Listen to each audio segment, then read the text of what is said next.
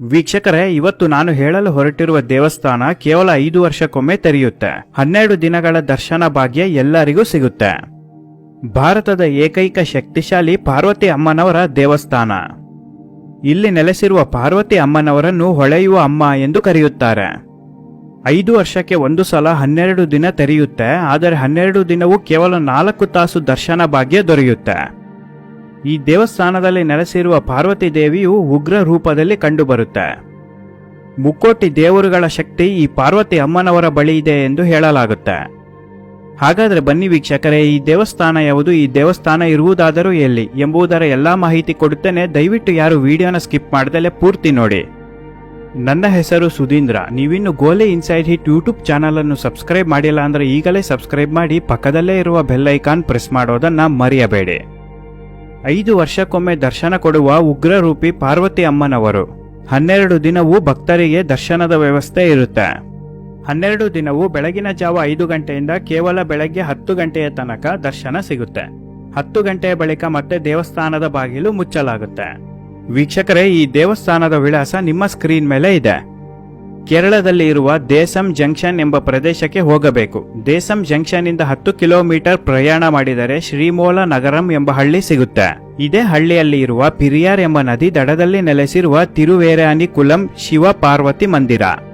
ಈ ದೇವಸ್ಥಾನದಲ್ಲಿ ಶಿವ ಪಾರ್ವತಿ ಇಬ್ಬರು ದೇವರುಗಳು ನೆಲೆಸಿದ್ದಾರೆ.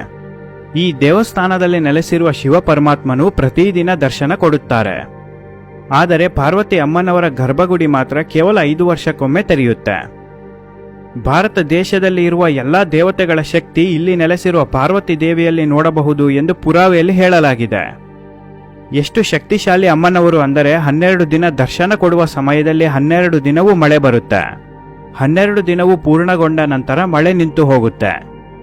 ಈ ದೇವಿಯ ಶಕ್ತಿಯಿಂದ ಈ ದೇವಸ್ಥಾನದ ಪ್ರದೇಶ ಸುಮಾರು 38 ಡಿಗ್ರಿ ಸೆಲ್ಸಿಯಸ್ ತಾಪಮಾನಕ್ಕೆ ತಿರುಗುತ್ತೆ. ಹೆಚ್ಚಾದ ತಾಪಮಾನವನ್ನು ನೀಗಿಸಲು ವರುಣದೇವ ಮಳೆ ಸುರಿಸುತ್ತಾನೆ ಎಂದು ಹೇಳುತ್ತಾರೆ.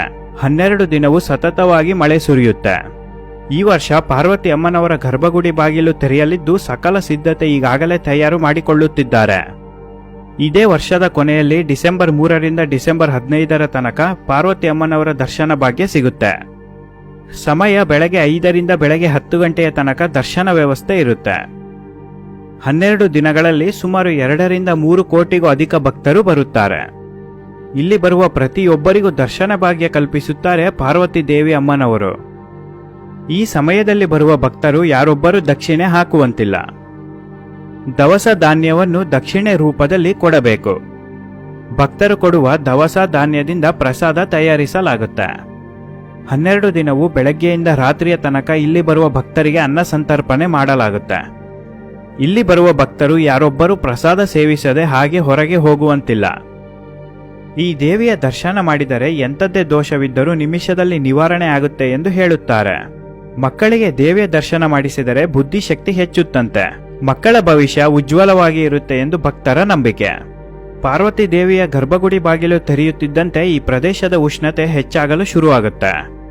ನಂತರ ಗರ್ಭಗುಡಿ ಬಾಗಿಲು ಮುಚ್ಚಿದ ತಕ್ಷಣ ಏರಿದ ಉಷ್ಣತೆಯು ಕಮ್ಮಿ ಆಗುತ್ತಾ ಬರುತ್ತೆ. ಇಲ್ಲಿ ನಡೆಯುವ ಪವಾಡಕ್ಕೆ ವಿಜ್ಞಾನವೇ ತಲೆಬಾಗುತ್ತೆ. ಪಾರ್ವತಿ ಅಮ್ಮನವರು ಉಗ್ರ ಸ್ವರೂಪಿಯಲ್ಲಿ ಕಂಡರೂ ಮುಖಚೆಹರೆ ತುಂಬಾ ಸೌಮ್ಯ ಸ್ವಭಾವದಲ್ಲಿ ಇದೆ. ಶಿವ ಪುರಾಣದಲ್ಲಿ ಹೇಳಿರುವ ಪ್ರಕಾರ ಇಲ್ಲಿ ನೆಲೆಸಿರುವ ಉಗ್ರ ರೂಪಿ ಪಾರ್ವತಿ ಅಮ್ಮನವರು ಶಿವ ಪರಮಾತ್ಮನಿಗಿಂತ 1000 ಪಟ್ಟು ಹೆಚ್ಚು ಶಕ್ತಿಶಾಲಿಯಾಗಿ ನೆಲೆಸಿದ್ದಾರೆ ಎಂದು ಉಲ್ಲೇಖಿಸಲಾಗಿದೆ. ವೀಕ್ಷಕರೇ, ನೀವು ಸಮಯ ಬಿಡುವು ಮಾಡಿಕೊಂಡು ಇದೇ ವರ್ಷ ಡಿಸೆಂಬರ್ ತಿಂಗಳಲ್ಲಿ ಪಾರ್ವತಿ ಅಮ್ಮನವರ ದರ್ಶನ ಪಡೆದುಕೊಂಡು ಬನ್ನಿ. ನಿಮ್ಮ ಎಲ್ಲ ಕಷ್ಟಗಳು ಖಂಡಿತವಾಗಿಯೂ ಪರಿಹಾರವಾಗುತ್ತೆ. 5 ವರ್ಷಕ್ಕೊಮ್ಮೆ ದರ್ಶನ ಕೊಡುವ ಉಗ್ರರೂಪಿ ಪಾರ್ವತಿ ಅಮ್ಮನವರ ಬಗೆಗಿನ ವಿಡಿಯೋ ಇಷ್ಟ ಆಗಿದ್ರೆ ದಯವಿಟ್ಟು ಒಂದು ಲೈಕ್ ಕೊಡಿ, ಶೇರ್ ಮಾಡಿ, ಸಬ್ಸ್ಕ್ರೈಬ್ ಮಾಡಿ, ಪಕ್ಕದಲ್ಲೇ ಇರುವ ಬೆಲ್ ಐಕಾನ್ ಪ್ರೆಸ್ ಮಾಡೋದನ್ನ ಮರೆಯಬೇಡಿ. ಮತ್ತೆ ಮುಂದಿನ ವಿಡಿಯೋದಲ್ಲಿ ಸಿಗುತ್ತೇನೆ. ಅಲ್ಲಿವರೆಗೂ ಎಲ್ಲರಿಗೂ ಶುಭ ದಿನ.